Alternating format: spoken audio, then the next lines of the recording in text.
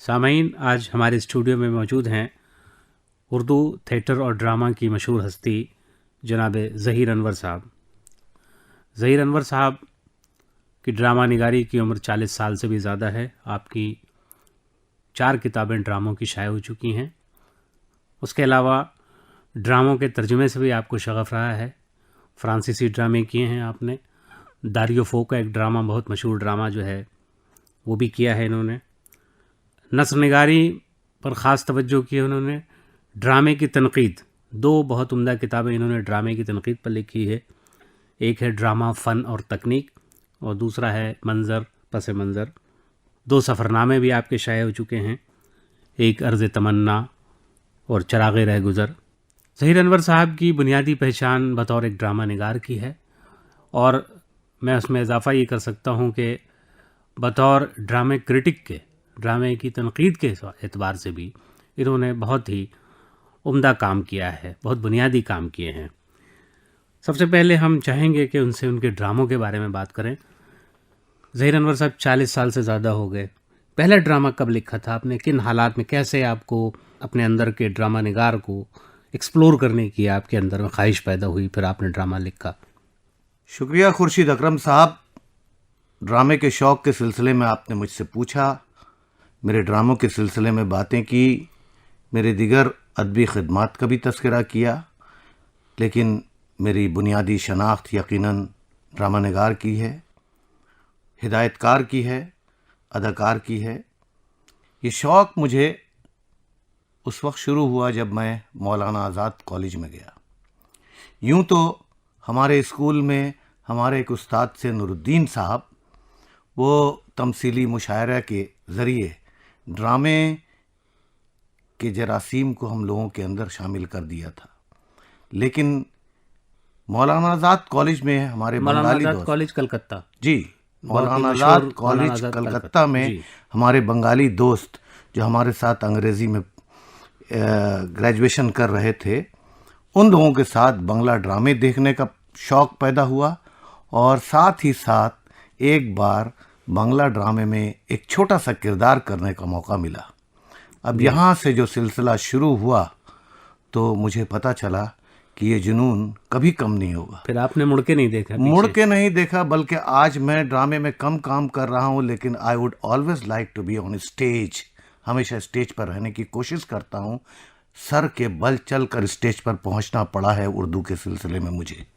ये तो बहुत ही अहम तजुर्बा आपने बताया है। ड्रामे के लिए उर्दू में फ़ज़ा इतनी साजगार नहीं है, साजगार नहीं थी। यकीनन हमारे पास कुछ पुराने ड्रामे हैं, इम्तियाज़ अली ताज हैं, आगा हशर काश्मीरी हैं, और उसके बाद भी कुछ ड्रामे हुए, और पार्टीशंस के बाद हमारे यहाँ नियाज़ अहमद ख़ान साहब कलकत्ते में ड्रामा कर रहे थे और उन्होंने एक बार फिर लोगों के चेहरे पर, लोगों के होंठों पर हंसी सजाने की कोशिश की थी।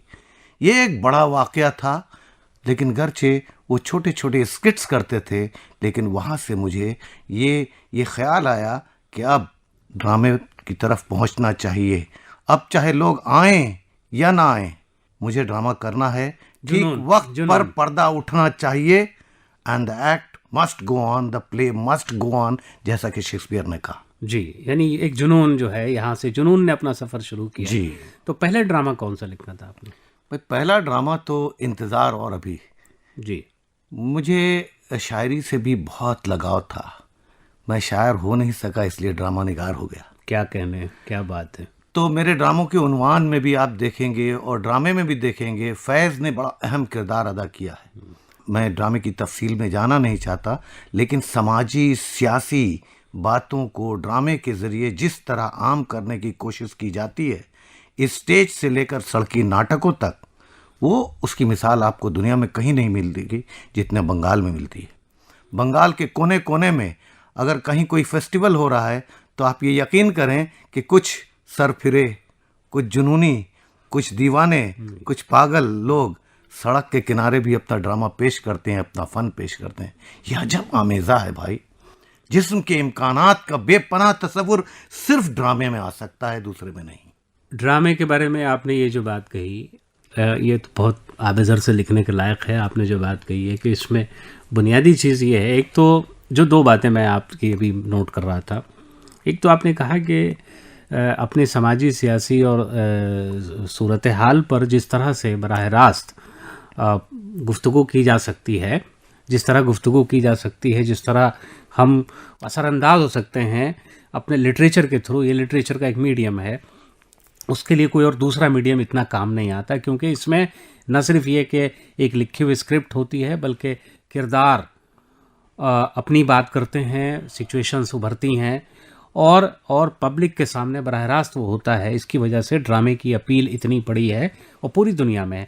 फिर आपने बंगला कलकत्ता के ड्रामों के बारे, बंगला ड्रामों के बारे में बात की। मैं आपसे बंगला ड्रामों के बारे में भी थोड़ी और बात करूँगा, लेकिन ये जो फिर आपका ड्रामे का सफ़र रहा, फिर आपने यके बाद दिगरे ड्रामे लिखना शुरू किए, तो खुद जो उर्दू समाज में जिस तरह से कैसे आपको ड्रामा लिखना और फिर ड्रामा करना, आपने कहा कि आप डायरेक्टर भी हैं, एक्टर भी हैं, क्या दुश्वारियां और कैसे आपने इन मराहिल को पार किया? ये एक ऐसा सवाल है जिसके जवाब देते देते मैं थक गया हूँ। देखिए, हमारा पूरा मुआशरा सिंपोजियम, सेमिनार और मुशायरे पर खड़ा है, और ड्रामे से पता नहीं क्यों लोगों को इतनी रग़बत नहीं रही। लेकिन हम लोगों ने यह तय कर लिया था कि ड्रामा करना है, अपना ग्रुप बनाना है, पैसा मिले ना मिले। बादल सरकार का नाम आपने सुना होगा जी। बादल सरकार ने कभी किसी से पैसे नहीं लिया, बल्कि ड्रामे के बाद वो एक लाल रंग का एक चादर की तरह कोई चीज़ बिछा देते थे। अगर आपके पास कुछ भी है, एक गरीब अगर 10 पैसे देता है तो वो भी अपने ड्रामे के लिए इस्तेमाल करते हैं। तो ये थर्ड थिएटर का जो जुनून हमारे पास आया, तो मुझे पता चला कि उर्दू में लड़कियां नहीं हैं, उर्दू में सामईन नहीं है, उर्दू में नाजरीन नहीं है, उर्दू में एक्टर्स नहीं है। इनको पैदा करना होगा, मेंटर होना होगा। ये बहुत बुनियादी काम मैंने किया, और आज हमारे 2-4 ऐसे शागिर्द हैं जो उर्दू थिएटर की दुनिया में, उर्दू स्क्रीन राइटिंग की दुनिया में बहुत नाम कमा रहे हैं। और इससे मुझे बड़ी खुशी होती है, उनको देखकर बड़ी खुशी होती है कि मेरा ख्वाब कहीं ना कहीं किसी न किसी सूरत में थिएटर के हवाले से पूरा होता रहा है। आपने जैसे बताया अपने थिएटर के हवाले से, ये जो मसले हैं उर्दू समाज के कि भाई लोग थिएटर देखने नहीं आते हैं या थिएटर को उस तरह मकबूलियत हासिल है, 2-3 असबाब आपने बताए। कोई और भी वजह हो सकती है, कोई नफ्सियाती वजह कि सब आखिर क्या बात है? या तो मुशायरों भाई ये देखिए जी, मौसीकी से जी, फ़न अदाकारी से और शोबिज़ से हम लोगों की दूरी तो प्रोवर्बियल है।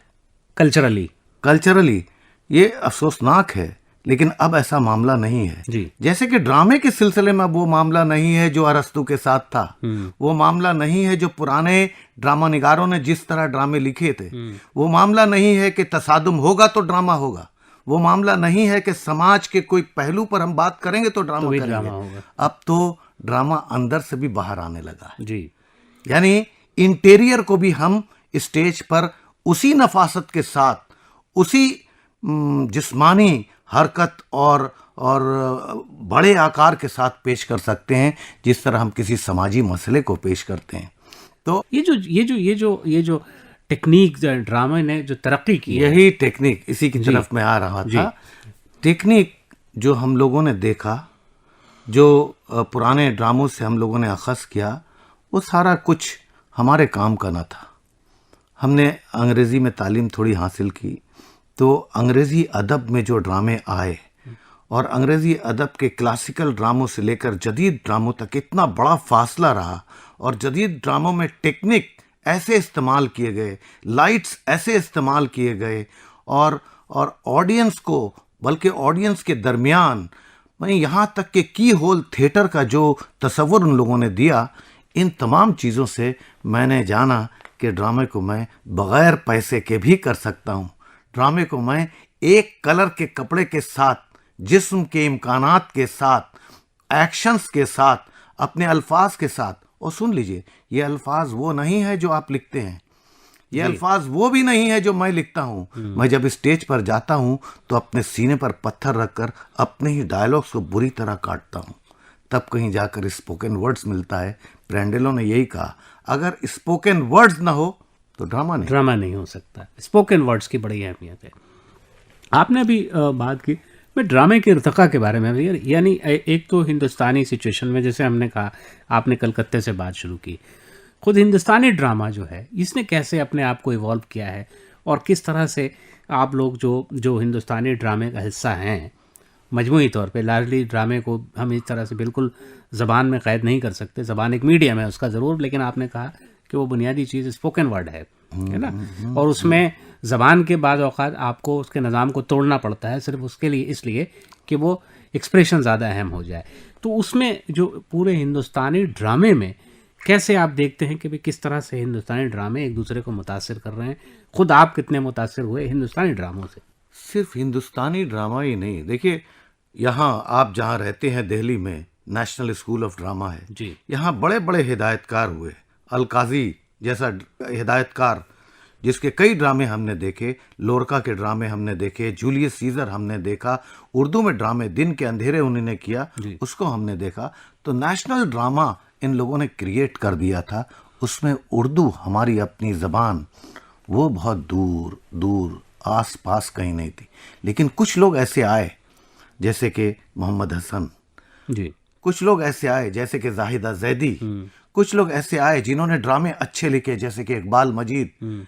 लेकिन मेरा राब्ता डायरेक्ट, बिल्कुल डायरेक्ट स्टेज से रहा, कलम के साथ साथ वो चौहद्दी जहाँ के लिए हम ड्रामा लिखते हैं, वो 3 वॉल्स और एक वॉल जो ऑडियंस का होता है जहाँ ऑडियंस देखती है, वहाँ हम ऐसे मुकालमे लिखते हैं, ऐसे मगरिब के ड्रामों ने हमें बहुत मदद पहुंचाई।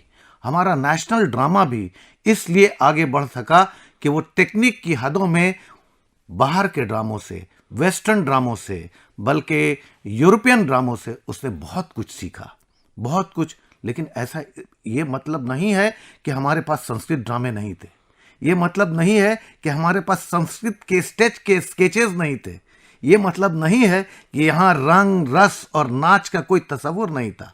लेकिन ये दोनों अवामी लोक नाटकों की बहुत बड़ी रवायत है, यही। लेकिन ये दोनों चीजें जब मिली हैं तो कोई एक हबीब तनवीर सामने आता है, ये दोनों चीजें जब मिलती हैं तो कोई रतन थय्यम सामने आता है। ये दोनों चीजें और मिलनी चाहिए जो कोई और अच्छा फनकार अपनी जबान लेकर, अपने नए अंदाज को लेकर, अपने लफ्ज़ों को, अपनी ज़बान के लफ्ज़ों को तोड़ फोड़ कर कोई ऐसा हयूला, कोई ऐसा आमेज़ा तैयार करे जो देखने में बहुत भला लगे। ड्रामे का पहला और बुनियादी उसूल ये है कि आप जो देख रहे हैं उसमें किसी किस्म की रुकावट ना आए और वो आपको अच्छा लगे। इट मस्ट एंटरटेन, पहले वो तफरीह आपको दे, उसके बाद एजुकेट करे।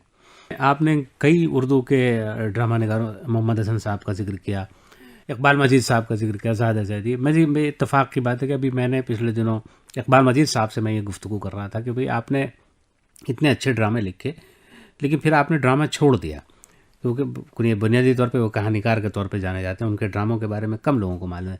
ज़्यादा ज़्यादा बतौर शायरा ज़्यादा जानी जाती हैं, मोहम्मद हसन साहब बतौर नक्काद जाने जाते हैं, बतौर ड्रामा निगार ये उस तरह से मशहूर नहीं हुए।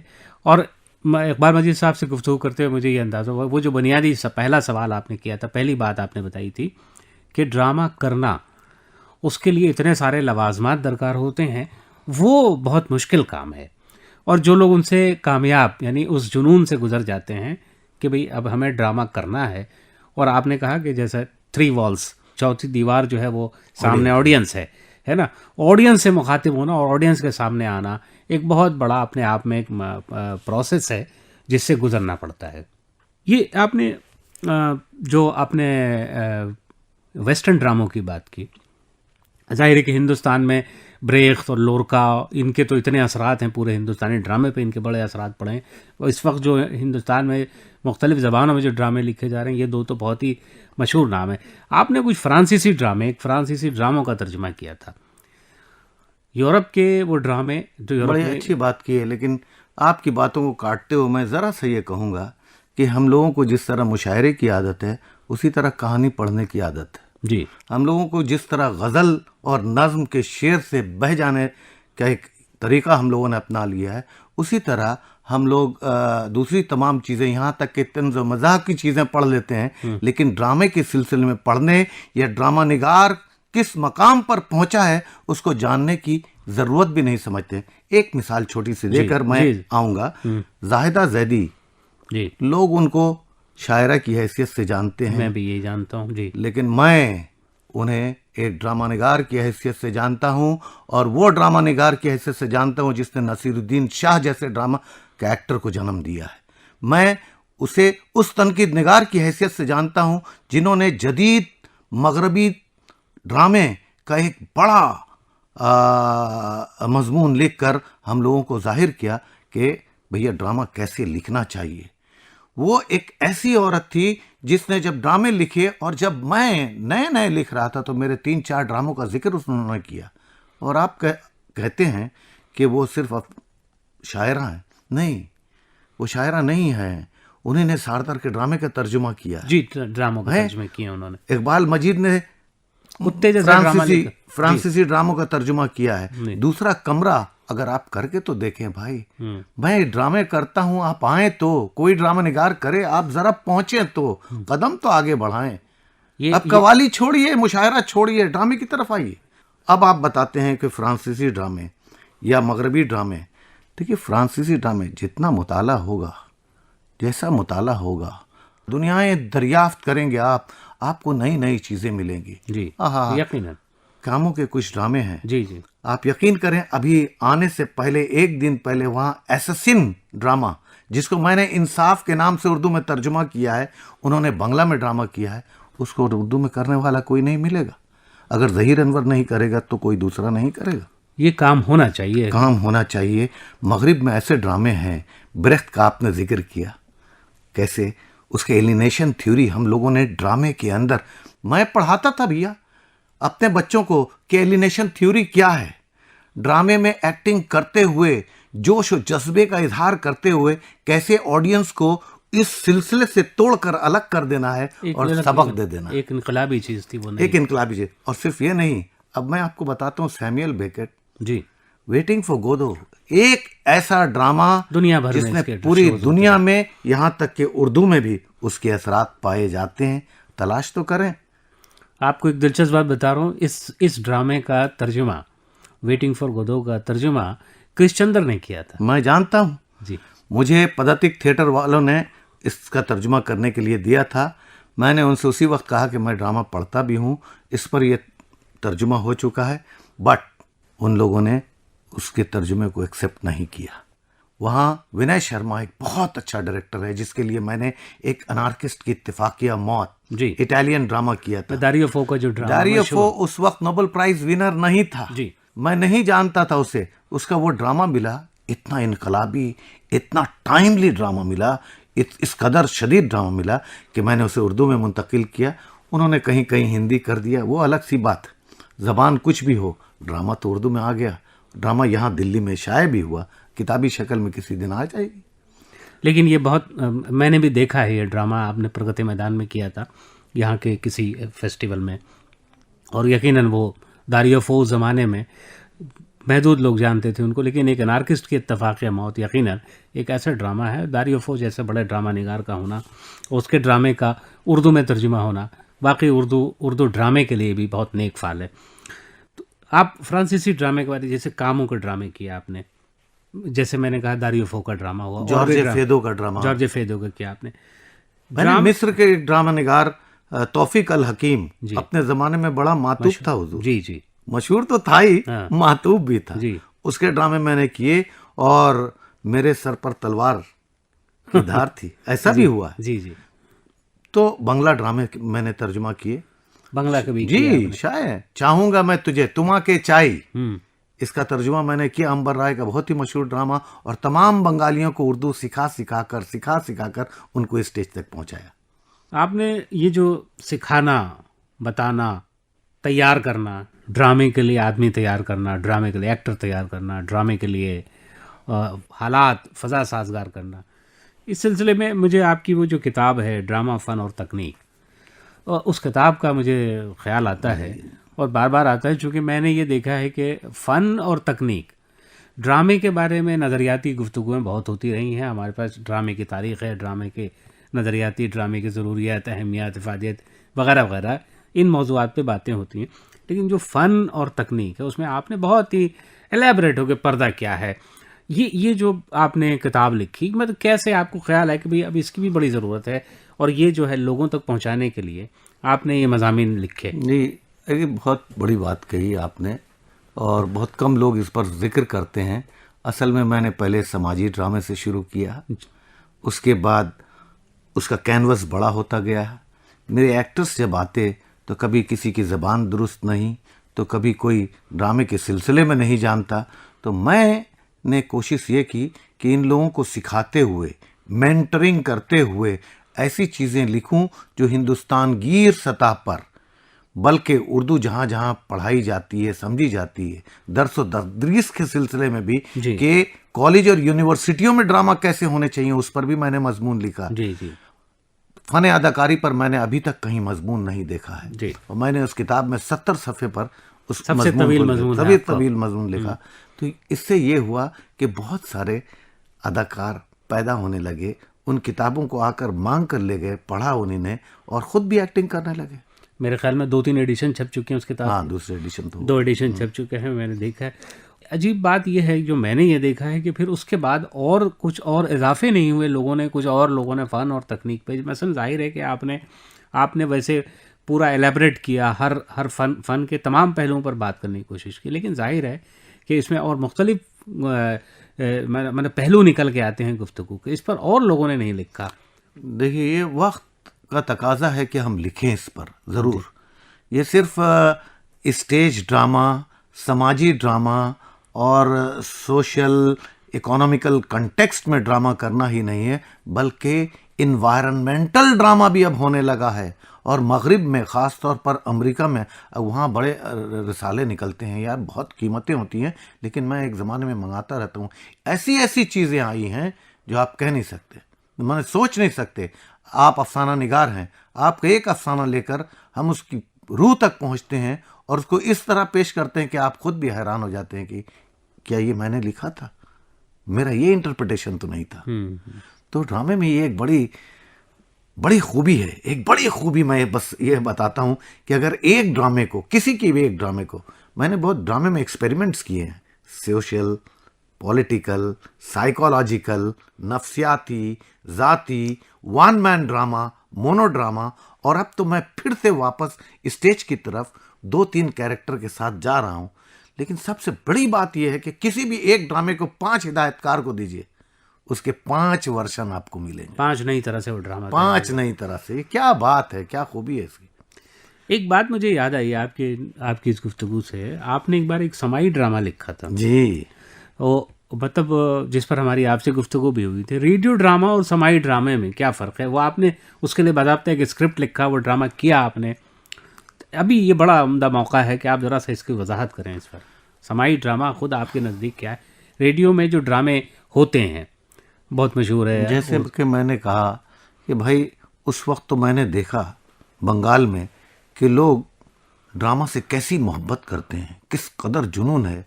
अगर कोई ना मिला, बंगला बोलने वाले खास। जी, बंगला बोलने वाले, एक शख्स ने मुझसे कहा कि मेरे लिए एक रोल कर दीजिए, तो मैंने उनके लिए रोल कर दिया, छोटे मोटे बंगला डायलॉग से कह दिया।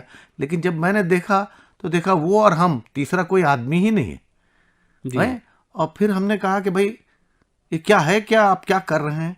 तो मालूम हुआ छोटे छोटे गेस्चर्स, छोटे छोटे हरकत सकनात, थोड़ा सा मूवमेंट, और सामने एक टेप रिकॉर्डर रख के मौसीकी के साथ और चेहरे पर वो तमाम तासुरात के साथ उसने ऐसा ड्रामा किया कि सामने देखने वाला, चाहे वो 25 आदमी था या 50 आदमी, हैरान रह गया।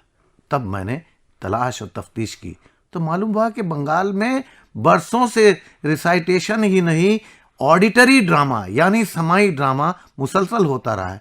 और ज़रा अंदर गया तो देखा कि सार्तर, कामू, पॉल निज़ान और वो फ्रांस के उस ज़माने के तमाम बड़े बड़े फ़नकार, सीमन de Beauvoir, इन लोगों ने भी समाई ड्रामा, अंग्रेज़ी में उसका उन्वान ऑडिटरी ड्रामा के तौर पर पेश किया था। ये एक बड़ा अच्छा काम है। आप अकेला भी रहें तो आप ड्रामा कर सकते हैं। और अब ऐसा हुआ है कि ड्रामा अपने सही रंग रूप में कुछ लोग कर रहे हैं। बिहार में ड्रामा हो रहा है, महाराष्ट्र में ड्रामा हो रहा है, उर्दू ड्रामे के नाम से ड्रामे हो रहे हैं, कई लोग ड्रामे लिख रहे हैं, कलकत्ता में भी ड्रामा हो रहा है। हमने भी पिछले साल फिर ड्रामा किया था। बैक टू स्टेज, वापस लौटना, ड्रामे की तरफ लोग जा रहे हैं। जी, जाना चाहिए। ये एक ऐसा मीडियम है जो आपने बताया कि 2-3 तरह के जो मतलब उसके हैं खूबियां हैं कल्चर की, उन सबको अपने अंदर समा सकता है। और शायरी को भी समा लेता है वो, मौसीकी को भी समा लेता है वो।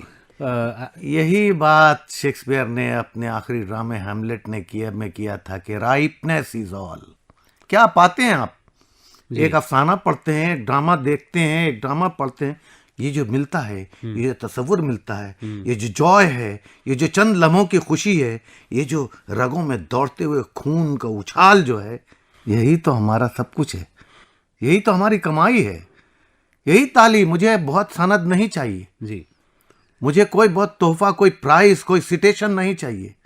मुझे चाहिए कि मेरा ऑडियंस मुझे ये कहे कि आपके ड्रामे ने मुझे रुला दिया, और खुद अपने खून में गर्मी लेकर के अपने घर जाए जी, या सोचता हुआ जाए, ये महसूस करके जाए बहुत शिद्दत से I did something, that is my contribution, ये मेरी खिदमत है अपने समाज को, अपने मुल्क को, अपने बच्चों को, अपने स्कूल को, अपने वो तमाम शागिर्दान को जिनके खून में हमने ये जरासीम डाल दिए। ज़हीर अनवर साहब, ड्रामे के बारे में आपसे बात हुई थी। मैं चाह रहा था कि आपसे आपके जो दो आपने सफ़रनामे लिखे हैं, सफ़रनामा एक आपने इंग्लैंड का सफ़रनामा लिखा, एक पाकिस्तान का सफ़रनामा लिखा, बतौर एक अदीब के ये जो 2 असफ़ार हैं आपके रहे हैं, मतलब क्या चीज़ आपको ऐसी लगी? जो आपने और मुल्कों के भी सफ़र किए हैं, लेकिन अभी मैंने बांग्लादेश का एक सफ़रनामा लिखा है, बांग्लादेश का, मुख्तसर ही सही जी, लेकिन लिखा है। लेकिन ये जो सफ़रनामा लिखने की ज़रूरत क्यों आपको महसूस हुई कि कुछ बात ऐसी? देखिए, ये कहीं पर भी मैं जाता हूँ तो मैं आपके सफ़रनामों में भी ड्रामा बहुत होता है। मैंने ड्रामे के वो तो अंदाज है, अंदाज़े तहरीर है, लेकिन दरअसल देखने का एक नज़रिया है। आपके पास अपनी एक नज़र है, बुनियादी नज़र। आप अपनी नज़र से दूसरों को देखते हैं, चीज़ों को देखते हैं, नए जहानों की सैर करते हैं, और उन तमाम चीज़ों से आपका पूरा किरदार, आपका पूरा अंदर और बाहर संवरता है। तो ये चीज़ें बड़ी अहम हो जाती हैं जब आप नई जगहों पे जाते हैं। मैं तो समझता हूँ कि मेरे पाँव में चक्कर है, और जहाँ मैं नहीं लिख सका, सफ़रनामे नहीं लिख सका, वहाँ मैंने अंग्रेज़ी में एक किताब लास्टिंग इम्प्रेशंस लिखी, ताकि शहर और इंसान दोनों के हवाले से कोई नई बात सामने आ जाए। ये लास्टिंग इम्प्रेशन वाली बात मैं भूल रहा था। आपने यकीनन वो जो खतूत की सूरत में आपने अमेरिका के लोगों से या कनाडा के लोगों से जिस तरह मुकालमा किया है, और उस तरह से कल्चर को भी उनके समझने की कोशिश की है। ज़हीर अनवर साहब, ये ड्रामा, सफ़रनामा, ड्रामे की तनक़ीद, पूरा एक इनकम्पासिंग है आपका अदबी जो तजर्बा है, और मैं समझता हूँ कि बहुत मुबारक है ऐसे लोग जो इस तरह से मजमूई तौर पे पूरी दुनिया के, जैसे आपने कहा कि चीज़ों को, नई दुनियाओं की सैर करना, खुद तख्लीक अपने आप में नई दुनियाओं की सैर करना है। बिल्कुल बिल्कुल। ज़हीर अनवर साहब, बहुत मुझे आपके मुस्तक़बिल के मंसूबे और खाके इनको सुन के बड़ी खुशी हो रही है कि मुस्तक़बिल में हम आपकी और चीज़ें भी देख सकेंगे, और आप खुदा से दुआ करते हैं कि वो आपको यही जोश जज्बा आपका सलामत रख के कायम रहे और सेहत दे, और आप ये सारे काम जो आपने जैसे सोच रखे हैं करें। बल्कि मैं तो ये समझता हूँ कि जब आप करेंगे तो उससे ज़्यादा बेहतर कर देंगे जितना आपने सोचा है। I had always been a better director. बहुत बहुत शुक्रिया आपका ज़हीर अनवर साहब, बहुत बहुत शुक्रिया आज के इस हमारे प्रोग्राम में शिरकत के लिए। नहीं, बहुत अच्छा लगा भाई, आप लोगों का बहुत बहुत शुक्रिया।